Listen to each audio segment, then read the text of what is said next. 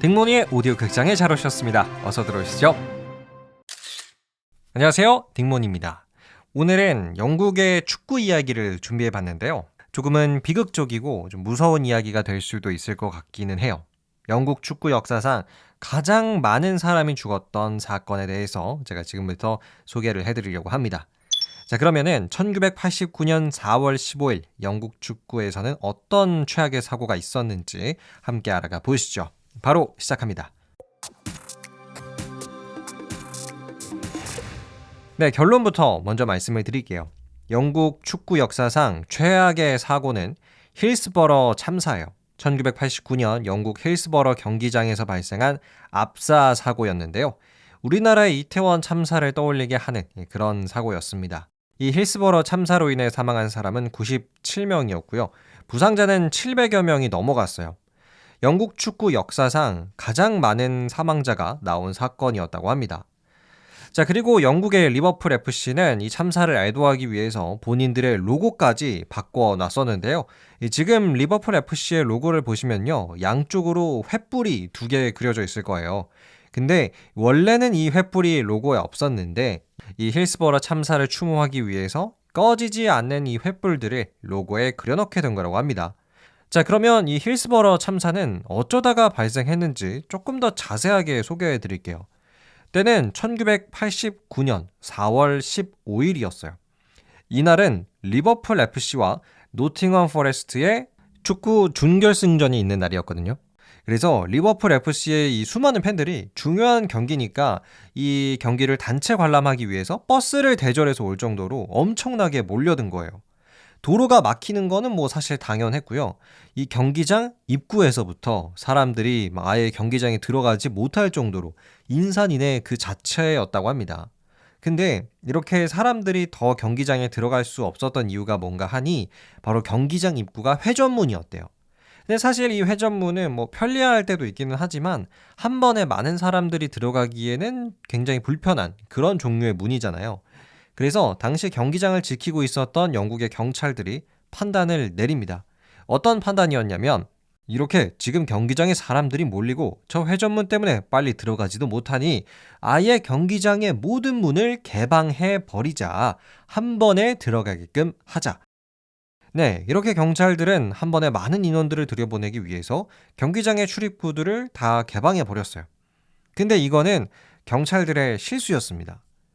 왜냐하면 이 경기장 문을 통과해도 진짜 그 경기장 내부로 들어가기 위해서는 좁은 복도를 통과해야만 했었는데요. 여러분, 이 수많은 사람들이 한꺼번에 좁은 복도로 다 몰려 들어갔다고 생각을 해보면 당연히 이런 일이 벌어질 수밖에 없습니다. 내 앞에서, 그러니까 복도 앞에서 어떤 일이 벌어지는지 전혀 알 수가 없다. 그냥 인파에 휩쓸려서 계속 앞으로 갈 수밖에 없는 상황이 계속 생겼어요. 그래서 어떤 일이 벌어지냐면요. 이 좁은 복도로는 사람들을 계속해서 밀고 들어왔고요. 당시 좁은 복도를 통과해서 들어가게 되는 경기장 내부에 사람들이 너무 넘쳐나게 돼요. 심지어 이 경기장이 입식이었는데 한 1600명 남짓을 수용할 수 있는 이 입식 관중석에 내부 상황을 모르다 보니까 한 3000명에서 5000명이 들어가 버리는 거예요. 그래서 입식 맨 앞쪽에 있었던 사람들이 막 깔리고 난리가 나게 됐어요. 결국에는 바로 힐스버러 참사가 발생을 했죠.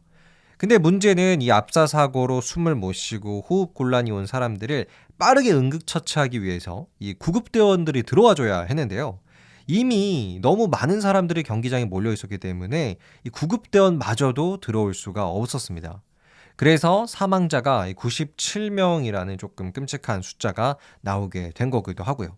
결국 이날의 준결승전은 취소가 됐습니다. 경기가 시작하고 나서 5분 만에 벌어진 일이라서 준결승전은 아예 취소가 됐었고요.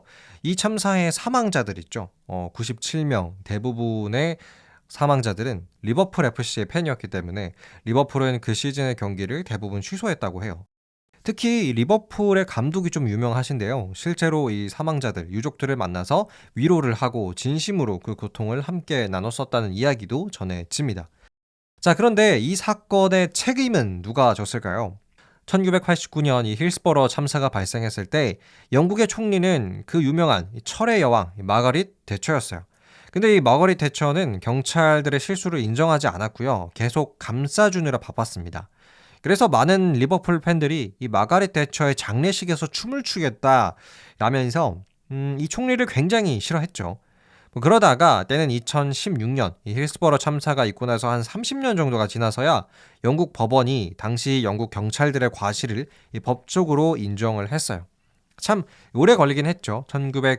1989년에 이런 일이 있었고 2016년에 와서야 경찰들의 실수가 인정이 된 거니까. 자, 그럼 지금까지 영국 축구 최악의 사고 힐스버러 참사의 이야기였습니다. 끝.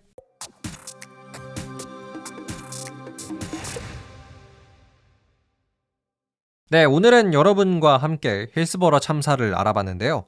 최근 우리나라에서도 이태원 참사 사건이 있었기 때문에 남의 나라 이야기 같지 않고 좀 공감되는 이야기가 많았던 것 같아요.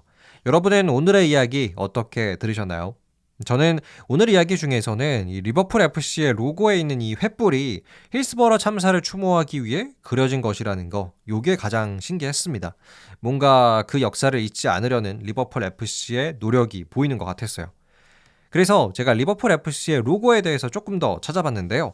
로고 중앙에 있는 새는 불사조래요. 이 리버풀 도시의 상징인 불사조를 그려놨다고 하고 또 위에 영어로 문장도 하나 쓰여 있는데 You'll never walk alone 이렇게 쓰여 있습니다. 이거는 리버풀 응원가의 제목이라고 하네요. 참 신기한 게 많은 그런 로고인 것 같습니다. 자, 그럼 오늘은 여기서 마칠게요. 여러분의 생각도 댓글로 많이 남겨주시고요. 저는 더 재미나고 유익한 이야기로 여러분의 일상에 함께하겠습니다. 재밌으셨다면 구독과 하트도 꼭 눌러주시고요. 감사합니다. 안녕히 계세요.